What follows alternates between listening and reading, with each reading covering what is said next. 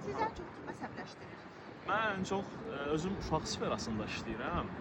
Öz professionalımızı irəli sürüb işimizi mükəmməl görürük. Amma nə qədər də olmasa uşaqlar bizi çox biraz əsəbləşdirir.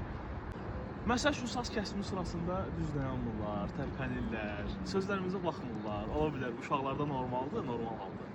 Ən çox kimsə mənim üstümə gələndə həmən adamla əsəbləşdirir, özümdən çıxıram. Həmən insan olanda. Ən çox kimə əsəbləşirsiniz? Dostlarıma. Əsasən dostlarıma, çünki hərdən bir elə hərəkətlər eləyir. Heç dost da demərəm onlara, amma yenə də uşaqlıqdan böyümüş idiyənə ona görə heç nə deyə bilmərəm. Zarafatlar eləyirlər. Onların yaşına görə nə məncə yaraşmaz. Həmişə gecikirlər. Onu deyə bilərəm, həmişə gecikirlər. Həmişə mən gözləyirəm, ona görə həmişə əsəbləşirəm buna görə.